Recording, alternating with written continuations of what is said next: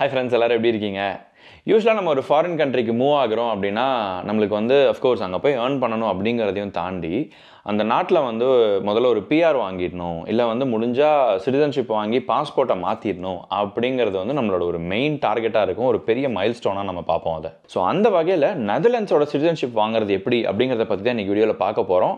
So முக்கியமாக பார்த்தீங்கன்னா இன்றைக்கி வந்து யாரெல்லாம் சிட்டிசன்ஷிப் அப்ளை பண்ண முடியும் அண்ட் அது குவாலிஃபை ஆகிறதுக்கு என்ன மாதிரியான ரெக்குயர்மெண்ட்ஸ்லாம் இருக்குது, என்ன மாதிரியான டாக்குமெண்ட்ஸ்லாம் அதுக்கு தேவைப்படும், அண்ட் அந்த என்டையர் ப்ராசஸ் வந்து எப்படி நடக்கும், எவ்வளோ நாள் எடுத்துக்கும், அண்ட் வந்து இதுக்கு எவ்வளோ செலவாகும் அப்படிங்கிறத பற்றி அப்படியே ஒன்றா டீட்டெயிலாக நம்ம பிரேக் டவுன் பண்ணி பார்க்க போகிறோம்.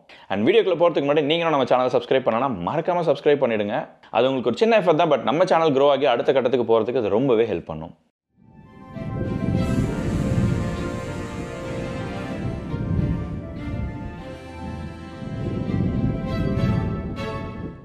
நெதர்லாண்ட்ஸில் சிட்டிசன்ஷிப் வாங்குறதுக்கான ரூல்ஸ் பார்த்தீங்கன்னா ரொம்ப ஸ்ட்ரெயிட் ஃபார்வர்ட் தாங்க. ஒன்று வந்து நம்ம 5 இயர்ஸ் இந்த நாட்டில் குடியிருந்திருக்கணும். அண்ட் அடுத்து வந்து டச் இன்பர்கரிங் எக்ஸாம் முடிச்சிருக்கணும். இங்கே வந்து இப்போதைக்கு லெவல் A2ல் வச்சுருக்காங்க. ஸோ அதில் முடித்து அந்த இன்பர்கரிங் டிப்ளமா நம்ம வச்சுருக்கணும். ஸோ இந்த 5 வருஷம் டைம்லைன் தாண்டின உடனே நம்மளோட அப்ளிகேஷன் ப்ராசஸை ஸ்டார்ட் பண்ணலாம். ஸோ ஓவராலாக டைமிங் பார்த்தீங்கன்னா ரஃப்லி அவங்க 1 இயர் அப்படின்னு சொல்லுவாங்க.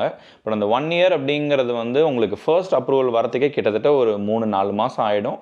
ஸோ இதெல்லாம் முடித்து நீங்கள் பாஸ்போர்ட் அப்ளை பண்ணுறதுக்கு ஒரு 6லேருந்து 7 மாதம் வரைக்கும் ஆகிடும். அண்ட் அதே மாதிரி இந்த இன்பர்கரிங் எக்ஸாம் பொறுத்த வரைக்கும் இந்த A2 லெவல் டச் எக்ஸாம் நடக்கும். அதாவது நம்ம இந்த IELTS எக்ஸாம்லாம் கேள்விப்பட்டிருக்கீங்களே, அந்த ரீடிங், ரைட்டிங், லிசனிங், ஸ்பீக்கிங் அந்த மாதிரி இருக்கும். இது எல்லாமே டச் A2 லெவலில் நடக்கும். அதோடவே சேர்த்து நாலேஜ் ஆஃப் டச் சொசைட்டி, KNMனு சொல்லுவாங்க டச் லாங்குவேஜில், அந்த எக்ஸாமையும் முடிக்கணும். ஸோ இது எல்லாமே வந்து நம்ம பேப்பரில் இருக்கக்கூடிய ஸ்ட்ரெயிட் ஃபார்வர்டான ரெக்குயர்மெண்ட்ஸ். இதுக்கு அப்படியே ஒரு லெவல் நம்ம டீட்டெயிலாக போய் இன்னும் கொஞ்சம் பிரேக் டவுன் பண்ணி பார்ப்போம். சரி, வந்து யாருக்கெல்லாம் வந்து வாலண்டரிலி நம்ம இன்டெகிரேட் ஆகலாம், யாரெல்லாம் வந்து மேண்டேட்டரியாக இன்டெகிரேட் ஆகணும் அப்படிங்கிற ஒரு ஃபர்ஸ்ட் லேயர் இன்ஃபர்மேஷன் நம்ம தெரிஞ்சுக்கணும். ஸோ இங்கே வாலண்டரி இன்டெகிரேஷன், ஃபார் எக்ஸாம்பிள் இப்போ நம்ம இந்தியாவிலேருந்து இங்கே மூவ் ஆகிருக்கோம், HSM வீசாவில் மூவ் ஆகும், இல்லை HSMக்கு டிபெண்டன்ட் வீசாவில் மூவ் ஆகும், இல்லை ஸ்டூடெண்ட் வீசாவில் மூவ் ஆகிருப்போம். ஸோ இந்த வீசாவில் இருக்கக்கூடிய மக்களுக்கு வந்து வாலண்டரி இன்டெகிரேஷன் அப்படின்னு சொல்லுவாங்க. அதாவது இந்த நாடு வந்து அவங்கள மேண்டேட்டரியாக நீங்கள் இன்டெகிரேட் ஆகி தான் ஆகணும்னு வற்புறுத்த மாட்டாங்க. நம்மளோட வாலண்டரி பேசிஸில் தேவைன்னா நம்ம இன்டெகிரேட் ஆகிக்கலாம். ஸோ பேசிக்காக இன்டெகிரேஷன்னா ஒன்றும் இல்லை. இன்டெகிரேட் ஆகிறதுனா எதர் PR வாங்குறதோ இல்லை சிட்டிசன்ஷிப் வாங்குறதோ தான் அவங்க வந்து இன்டெகிரேஷன் அப்படின்னு சொல்கிறாங்க. சரி, யாருக்கு மேண்டேட்டரி அப்படிங்கிற கொஸ்டின் வரலாம். ஃபார் எக்ஸாம்பிள் இப்போ ஒருத்தவங்க வந்து அவங்களோட ஹஸ்பண்டோ ஒய்ஃபோ ஆல்ரெடி டச் நேஷ்னலாக இருக்கிறாங்க, இல்லை PRல இருக்கிறாங்க அப்படின்னா, அவங்க கல்யாணம் பண்ணி இங்கே கூட்டிகிட்டு வராங்க, நெதர்லாண்ட்ஸ்க்கு கூட்டிகிட்டு வராங்க அப்படின்னா அந்த பர்சனுக்கு வந்து மேண்டேட்டரி இன்டெகிரேஷன் அப்படின்னு சொல்லுவாங்க. இது வந்து அந்த பர்சன் நாட்டுக்கு உள்ளே வந்ததுலேருந்து ஐ திங்க் அவங்க அந்த ஹெமந்தேல போய் ரெஜிஸ்டர் ஆனவொன்னே, ஹெமந்தேனா முனிசிபாலிட்டியில் போய் ரெஜிஸ்டர் ஆனதுலேருந்து அவங்களுக்கு வந்து இந்த டியூஓ அப்படின்னு இருக்கக்கூடிய இங்கே இருக்கக்கூடிய அந்த இன்பர்கரிங் எக்ஸாம் நடத்துகிற ஒரு ஆர்கனைசேஷன் அப்படின்னு சொல்லலாம். அந்த டியூஓ ஒரு அசஸ்மெண்ட் பண்ணி ஆட்டோமேட்டிக்காக ஒரு லெட்டர் உங்கள் வீட்டுக்கு வரும்.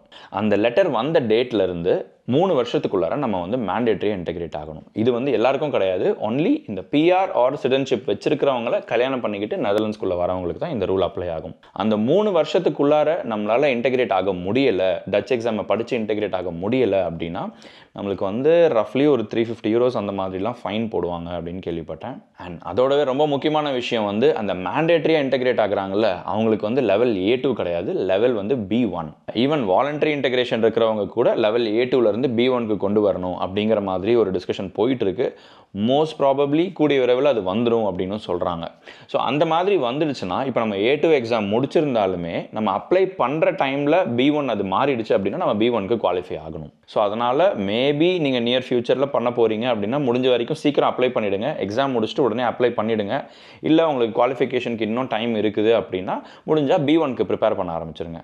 அண்ட் இந்த மேண்டேட்டரி இன்டெகிரேஷனை பொறுத்த வரைக்கும் நம்ம வந்து ஹெமந்தே கிட்டேயோ இல்லை இமிக்ரேஷன் டிபார்ட்மெண்ட் கிட்டேயோ கொஞ்சம் எக்ஸ்டென்ஷன் கேட்கலாம், ப்ரொவைடட் நம்மளுக்கு வந்து ஏதாவது ஒரு மெடிக்கல் ரீசன்ஸ் இருக்கணும், இல்லை ஒரு பர்சனல் சுச்சுவேஷன் வந்து படிக்கிறதுக்கு சாதகமாக இல்லை அப்படின்னா வந்து நம்ம கொஞ்சம் எக்ஸ்டென்ஷன் கேட்கலாம். அண்ட் இந்த ரெஃப்யூஜிஸ் அவங்கெல்லாம் பொறுத்த வரைக்கும் இங்கே இருக்கக்கூடிய ஹெமந்தேவே அவங்களோட ஃபண்டிங்கில் காசு கொடுத்து டச்சு படிக்க வச்சுருவாங்க.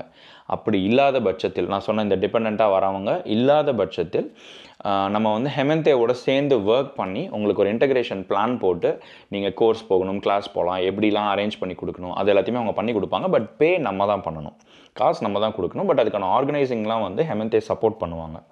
அண்ட் இங்கே டுவோ அப்படிங்கிற ஆர்கனைசேஷன் சொன்னேன் இல்லையா, அவங்கக்கிட்ட வந்து லோனும் எடுத்துக்க முடியும். இந்த கோர்சஸ்லாம் படிக்கிறதுக்கு அவங்கக்கிட்ட லோனும் எடுத்துக்க முடியும். பட் படித்து முடித்து நம்ம இன்டெகிரேட் ஆன உடனே அதை திருப்பி கொடுக்கணும். ஆல்ரைட், இப்போ நம்மளுக்கு வந்து மேண்டேட்ரி அண்ட் வாலண்டரி இன்டெகிரேஷன் என்ன அப்படின்னு பார்த்துட்டோம் இல்லையா. ஸோ இப்போ அப்படியே நம்ம ப்ராசஸ்க்குள்ளே போவோம். ஸோ எப்போ வந்து நம்ம இந்த சிட்டிசன்ஷிப் ப்ராசஸை இனிஷியேட் பண்ண முடியும் அப்படின்னா, நெதர்லாண்ட்ஸ்குள்ளே வந்து ஃபஸ்ட்டு முனிசிபாலிட்டியில் நம்ம ரெஜிஸ்டர் ஆனதுலேருந்து 5 வருஷம் கம்ப்ளீட் ஆகிருக்கணும். இது கம்ப்ளீட் ஆன அடுத்த நாள் யூ வில் பி குவாலிஃபைட், நீங்கள் வந்து அப்ளை பண்ணலாம். அதுலேருந்து அவங்க அதுக்கு முன்னாடியே கூட சம்டைம்ஸ் ஒரு லெட்டர் அனுப்புவாங்க அப்படின்னு சொல்லுவாங்க. பட் அது வந்து பிஆருக்கு தான் வரும், சிட்டிசன்ஷிப்க்கு வராது.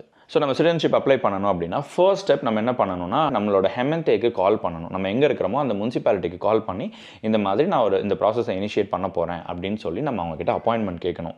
அந்த அப்பாயின்மெண்ட்டே பார்த்தீங்கன்னா நிறைய முனிசிபாலிட்டியில் கொஞ்சம் டிலேடாக தாங்க கிடைக்கும். டிபெண்டிங் அப்பான் க்ரௌடை பொறுத்து, அங்கே எவ்வளோ எக்ஸ்பர்ட்ஸ் இருக்கிறாங்க, இல்லை எவ்வளோ பேர் இன்டெகிரேட் ஆகணும்னு நினைக்கிறாங்கிறத பொறுத்து அது மாறும். ஸோ அப்படி நம்ம அந்த அப்பாயின்மெண்ட்டுக்கு போகும்போது நம்மக்கிட்ட வந்து நம்ம ஆல்ரெடி இருக்கக்கூடிய டச் ரெசிடென்ஸ் பெர்மிட்னு சொல்லுவோம் இல்லையா, அது எதர் நம்ம ஒர்க் பெர்மிட்டில் இருக்கலாம், ஸ்டூடெண்ட் பெர்மிட்டில் இருக்க முடியாது ஆப்வியஸாக, ஒர்க் பெர்மிட்டில் இருக்கலாம், இல்லை டிபெண்டன்ட் பெர்மிட்டில் இருக்கலாம். ஸோ அந்த பெர்மிட் வந்து அட்லீஸ்ட் 1 இயர்க்காவது வேலிட் இருக்கணும். அதை பேசிக்காக என்ன சொல்கிறாங்கன்னா, நம்ம அடுத்த 1 இயர் வரைக்கும் அந்த ப்ராசஸ் நடக்கும் இல்லையா, அது வரைக்கும் நம்ம நெதர்லாண்ட்ஸில் உள்ளே இருக்கிறதுக்கு நம்மக்கிட்ட என்ன இருக்குது அப்படிங்கிறதுக்கான ப்ரூஃப் தான் அந்த 1 இயரோட வேலிடிட்டி கேட்பாங்க. அண்ட் அதை தவிர நம்மளோட கரண்ட் நேஷனாலிட்டியோட பாஸ்போர்ட் நம்மக்கிட்ட இருக்கணும். லைக் கப்பலாக அப்ளை பண்ண போகிறோம் அப்படின்னா நம்மளோட அப்போஸ்டில்டு மேரேஜ் சர்டிஃபிகேட்டை ப்ரொடியூஸ் பண்ணணும். அண்ட் அதோடவே நம்மளோட பர்த் சர்டிஃபிகேட், அப்போஸ்டில்டு பர்த் சர்டிஃபிகேட்டும் நம்மக்கிட்ட வச்சுருக்கணும். அது யூஸ்வலாக நம்ம இங்கே உள்ளே வந்த உடனே ஹெமன்தேல ரெஜிஸ்டர் பண்ணுறதுக்கே கேட்பாங்க. ஸோ மோஸ்ட்லி அந்த ரெக்கார்ட் அவங்கக்கிட்ட இருக்கும். அதனால் மோஸ்ட்லி நம்ம வந்து இந்த அப்போஸ்டில்டு மேரேஜ் சர்டிஃபிகேட்டை கொடுக்கறது மேண்டேட்ரியாக இருக்கும். அண்ட் அஃப்கோர்ஸ் ரொம்ப பேசிக்கான ஒரு ரூல், நம்ம வந்து 18 வயசுக்கு மேலே இருக்கணும். ஸோ யூஸ்வலாக 18 வயசுக்கு கீழே இருக்கும் போது தனிப்பட்ட முறையில் அந்த இண்டிவிஜுவலால் சிட்டிசன்ஷிப் டைரெக்டாக அப்ளை பண்ண முடியாது. எய்தர் அவங்களோட ஒன் ஆஃப் த பேரண்ட்ஸோட சேர்ந்து தான் அப்ளை பண்ண முடியும். ஸோ இப்போ நான் எக்ஸ்பிளைன் பண்ண அந்த ப்ராசஸில் ஒரு சின்ன ஒரு கேட்ச் இருக்குது. சே ஃபார் எக்ஸாம்பிள் ஒரு ஹஸ்பண்ட் ஒய்ஃப் 2 பேர் இருக்கிறாங்க. அதில் ஒருத்தர் வந்து டச் சிட்டிசன்ஷிப் எடுத்துக்கிறாங்க, ஒருத்தங்க வேண்டாம் அப்படின்னு டிசைட் பண்ணுறாங்க அப்படின்னா மோஸ்ட்லி அந்த கேஸ் அந்த மாதிரி நடக்கும். நிறைய பேர் அந்த மாதிரி சூஸ் பண்ணுவாங்க. ஏன்னா ஒருத்தங்களுக்கு வந்து இந்தியா சைடில் பெனிஃபிட்ஸ் இருக்கணும், ஒருத்தங்களுக்கு வந்து இங்கே நெதர்லாண்ட் சைடில் பெனிஃபிட்ஸ் இருக்கணும்னு சூஸ் பண்ணுவாங்க. அப்படி இருந்துச்சுன்னா அந்த செகண்ட் பர்சன் வந்து பிஆர் வாங்கிக்கிறது ஒரு பெட்டர் சாய்ஸ் அப்படின்னு சொல்லுவேன். ஏன்னா அவங்க டிபெண்ட்டாக இருக்கிறாங்கன்னா எனிஹவ் அவங்க வந்து அந்த மேண்டேட்ரி ஆப்ளிகேஷன் ஆகிடும், அவங்களுக்கு இன்டெகிரேட் ஆகணும் அப்படின்னு சொல்லி அவங்க ஒரு 3 வருஷத்தில் அவங்க மறுபடியும் இந்த எக்ஸாம்ஸ்லாம் முடிச்சு பாஸ் பண்ணி தான் ஆகணும். ஸோ அதனால் முன்னாடியே முடிச்சு இவங்க ஒருத்தர் வந்து பிஆரும் ஒருத்தர் சிட்டிசன்ஷிப் வாங்கிக்கிறது பெஸ்ட். அண்ட் இந்த original birth certificate and marriage certificate கொண்டு போகும்போது அது வந்து அவங்க இங்கிலீஷில் இருக்கணும் அப்படிம்பாங்க. ஸோ டச்சில் இருக்காது ஆப்வியஸாக, இங்கிலீஷில் இருக்கணும் அப்படின்னு சொல்லுவாங்க. ஜஸ்ட் இன் கேஸ் இங்கிலீஷில் இல்லாத பட்சத்தில் நம்மளோட ஹோம் கண்ட்ரியில் போய் நம்ம வந்து அதை இங்கிலீஷில் ட்ரான்ஸ்லேட் பண்ணி மறுபடியும் அதில் நோட்ரி அண்ட் அப்போஸ்டில் வாங்கி அவங்களுக்கு கொடுக்கணும். இதே குழந்தைங்க எங்கே பிறந்திருக்கிறாங்க அப்படின்னா அவங்ககிட்ட டச் பர்த் சர்டிஃபிகேட்டே இருக்கும், அதை தாண்டி இன்டர்நேஷனல் பர்த் சர்டிஃபிகேட்டே இருக்கும், அதுவுமே போதும். And of course the most important document நம்மளோட இன்பர்கரிங் டிப்ளமா. அந்த எக்ஸாம்லாம் முடிச்சதுக்கப்புறம் நம்மளுக்கு வந்து ஒரு டிப்ளமா கொடுப்பாங்க, அதையும் நம்ம இதோட சப்மிட் பண்ணணும். ஸோ இந்த ஹெமன்தேல போய் இந்த அப்ளிகேஷன் ஃபார்ம்லாம் ஃபில் பண்ணிவிட்டு இந்த டாக்குமெண்ட்ஸ்லாம் சப்மிட் பண்ண உடனே வித்தின் ஒரு 3 to 4 months, இப்போ என் கேஸில் பார்த்தீங்கன்னா எனக்கு ரஃப்லி ஒரு 4 மாதம் 4.5 மாதமும் ஆச்சு. ஸோ கிட்டத்தட்ட ஒரு 3 to 4 months, ஈவன் 3 monthsலாம் கூட அப்ரூவல் வந்திருக்கு. 3 monthsல வந்து ஐஎன்டி, அந்த இமிக்ரேஷன் அண்ட் நேச்சுரலைசேஷன் டிபார்ட்மெண்ட், நம்மளுக்கு அந்த வீசாலாம் கொடுக்குறாங்க இல்லையா, அவங்க கிட்ட இருந்து ஒரு அப்ரூவல் லெட்டர் வரும். இந்த மாதிரி அவங்களோட டச் அப்ளிகேஷன் ரிசீவ் வச்சு ப்ராசஸ் பண்ணிட்டோம், அப்ரூவ் பண்ணிட்டோம் அப்படின்னு சொல்லி. பட் அது வந்துச்சுன்னா உடனே நம்மளுக்கு சிட்டிசன்ஷிப் கிடச்சிருச்சு அப்படின்னு அர்த்தம் கிடையாது. கிங் கிட்ட இருந்து ஒரு சைன்டு லெட்டர் ஒன்று வரணும். அது வந்து அந்த ராயல் டிகிரி ஆஃப் சிட்டிசன்ஷிப் அதை சொல்லுவாங்க. ஸோ அதை வந்து இங்கே இருக்கக்கூடிய டச் கிங் வந்து அந்த லெட்டரை சைன் பண்ணி உங்களுக்கு அனுப்புவாங்க. ஸோ அந்த ஐஎன்டி லெட்டர் வந்ததுலேருந்து மேபி அது இன்னொரு 1 மாதம் இல்லை 2 மாதம் கழிச்சு அந்த மாதிரி வரும். அந்த லெட்டர் வந்ததுக்கு அப்புறம் தான் உங்களுக்கு ஹெமன்தேலேருந்து இன்வைட் வரும். இந்த மாதிரி ஒரு செரமனி நடத்துகிறோம், நீங்கள் சிட்டிசன்ஷிப் வந்து இங்கே டிக்ளரேஷன் எடுத்துக்கிட்டு நீங்கள் வந்து அந்த செரமனியில் பார்ட்டிசிபேட் பண்ணணும் அப்படின்ற ஒரு இன்வைட் வரும்.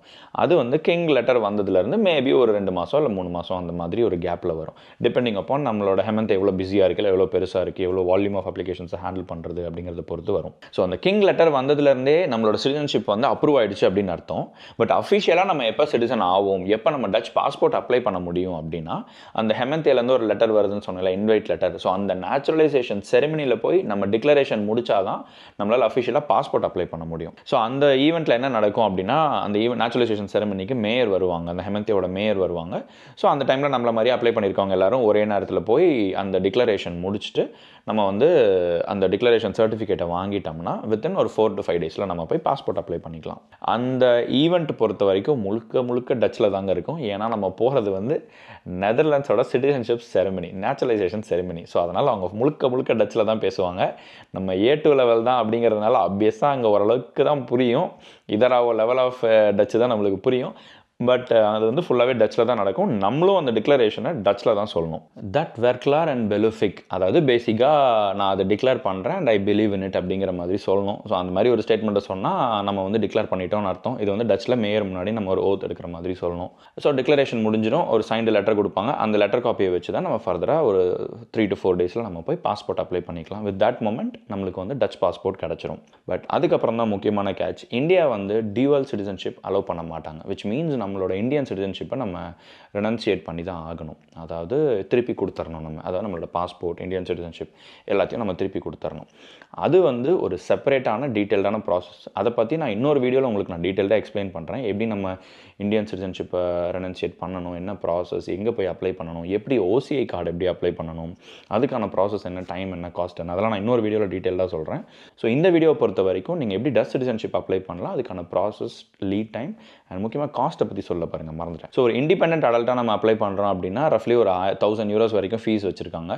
இதே வந்து நம்ம ஒரு கப்புலாக பார்ட்னரோட அப்ளை பண்ணுறோம் அப்படின்னா 1300 ஆர் சம்திங் லைக் 1393 euros வச்சுருக்காங்க. குழந்தைங்களுக்கும் சேர்த்து அப்ளை பண்ணுறோம் அப்படின்னா சம்திங் லைக் 160 euros வந்து நம்ம பே பண்ணணும். இது வந்து ஒன்லி சிட்டிசன்ஷிப் அப்ளை பண்ணுறதுக்கு மட்டும். நம்ம பாஸ்போர்ட் அப்ளை பண்ணோம்னா அகெயின் வந்து பெரியவங்களுக்கு அடல்ட்ஸ்க்கு வந்து 150 euros, குழந்தைங்களுக்கு வந்து 130 euros நம்ம வந்து பாஸ்போர்ட் அப்ளிகேஷனுக்கு நம்ம பே பண்ணணும். அண்ட் அதே மாதிரி நெதர்லாண்ட்ஸ் பொறுத்த வரைக்கும் நம்ம டச் பாஸ்போர்ட் வாங்குகிறோம் அப்படின்னா அதோடவே சேர்த்து ஒரு யூரோப்பியன் ஐடி கார்டு ஒன்று வாங்கிக்கலாம். ஸோ நம்ம இப்போ ட்ராவல்லாம் பண்ணுறோம், வெறும் யூரோப்புக்குள்ளே ட்ரிப்பு போகிறோம், ட்ராவல் பண்ண போகிறோம் அப்படின்னா நம்ம எல்லா இடத்துக்கும் பாஸ்போர்ட்டை கேரி பண்ணிட்டு போக வேண்டிய அவசியம் கிடையாது. அந்த யூரோப்பியன் ஐடியை கேரி பண்ணிட்டு போனாலே போதும். அவுட் சைட் ஷெங்கன் ஜோனுக்கு போனால் நம்ம வந்து பாஸ்போர்ட் எடுத்துகிட்டு போகணும். பட் வித்தின் ஷெங்கன் ஜோனுக்குள்ளே, யூரோப் ஜோனுக்குள்ளே இருக்கும் போது நம்ம வந்து அந்த கார்டை மட்டும் எடுத்துகிட்டு போனால் போதும். அண்ட் ஆஃப்கோர்ஸ் நீங்கள் பாஸ்போர்ட் அப்ளை பண்ணிட்டீங்கன்னா வித்தின் ஒரு வீக்ஸ் டைமில் 1 வீக்கில் நம்மளுக்கு பாஸ்போர்ட்டே கைக்கு வந்துடும்.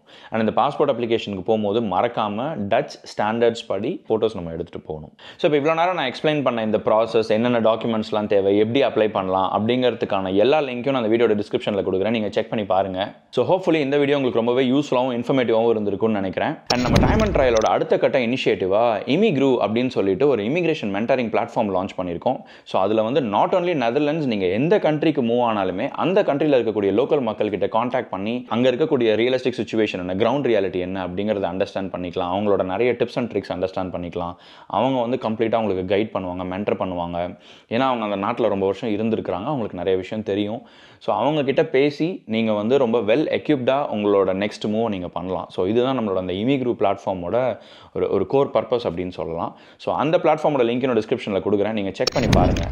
அண்ட் இந்த வீடியோ உங்களுக்கு பிடிச்சிருந்தா நீங்கள் லைக் பண்ணுங்கள், உங்கள் ஃப்ரெண்ட்ஸ் அண்ட் ஃபேமிலியோட ஷேர் பண்ணுங்கள். அண்ட் மறக்காமல் நம்ம சேனலை சப்ஸ்கிரைபும் பண்ணுங்கள். நம்ம சேனலோட சோஷியல் மீடியா லிங்க் எல்லாமே டிஸ்கிரிப்ஷனில் இருக்குது, அங்கேயே எங்களை ஃபாலோ பண்ணுங்கள். ஸோ தட் நாங்கள் அடுத்ததாக போஸ்ட் பண்ணுற புது வீடியோஸ், புது கண்டென்ட்ஸ் உடனே வந்து உங்களை சேரும்.